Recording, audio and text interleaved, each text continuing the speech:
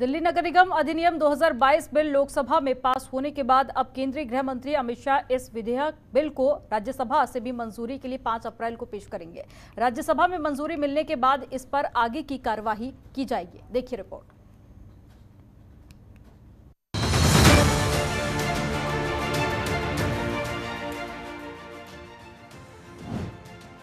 MCD 18 अप्रैल से पहले हो सकती है भंग।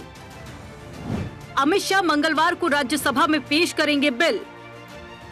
दिल्ली में तीनों नगर निगमों को एकीकृत करने के लिए दिल्ली नगर निगम अधिनियम 2022 को लोकसभा में पारित कर दिया गया।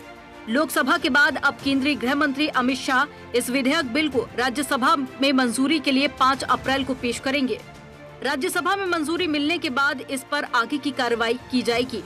माना जा रहा है कि तीनों निगमों को एकीकृत करने की प्रक्रिया को पूरा करने में करीब 1.5 से 2 साल का वक्त लग सकता है, यानी एमसीडी चुनाव करीब 1.5 से 2 साल तक नहीं करवाया जाएगा। एमसीडी एकीकरण की प्रक्रिया को पूरा होने तक केंद्र सरकार के मार्फत स्पेशल ऑफिसर की नियुक्ति की जाएगी, जो चुनाव होने या फिर नई व्यवस्था तक एमसीडी की पूरी प्रक्रिया और कार्रवाई को संचालित करने का काम करेंगे। ये स्पेशल ऑफिसर आईएएस ऑफिसर या रिटायर्ड आईएएस अधिकारी भी हो सकते हैं। इस बीच देखा जाए तो दिल्ली की तीनों नगर निगमों का कार्यकाल 18 अप्रैल को समाप्त हो रहा है।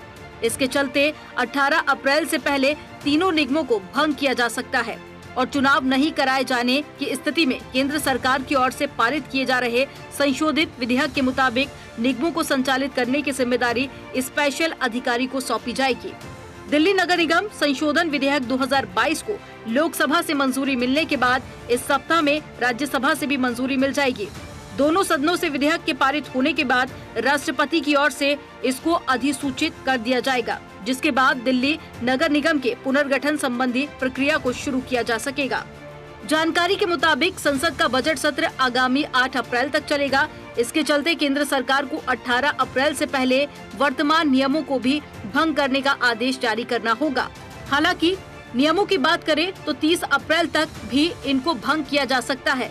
इसमें किसी प्रकार की तकनीकी समस्या नहीं आने की बात कही जा रही है, लेकिन इस महीने के अंत तक निगमों को कानूनी तौर पर भंग करना अनिवार्य है।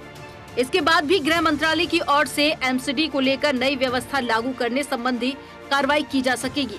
इस कानून के लागू होने के बाद अब एमसीडी में दिल्ली सरकार हस्तक्षेप पूरी तरह से समाप्त हो जाएगा, यानी कि एमसीडी अब पूरी तरह से केंद्र सरकार के अधीन काम करेगी।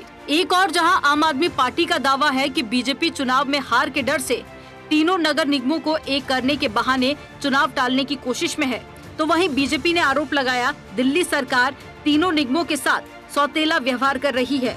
आम आदमी पार्टी नेता और दिल्ली के सीएम अरविंद केजरीवाल ने कहा कि अगर एमसीडी चुनाव समय पर हो और आम आदमी पार्टी चुनाव हार जाए तो वे राजनीति छोड़ देंगे। वहीं बीजेपी का कहना है कि निगमों में एकीकरण से दिल्ली नागरिकों को काफी राहत मिलेगी और इससे उनके हित में अच्छे फैसले लिए जा सकेंगे। Bureau report, Jantantra TV. खबरों के निष्पक्ष विश्लेषण के लिए सब्सक्राइब करें Jantantra TV and press the bell icon. Never miss any update.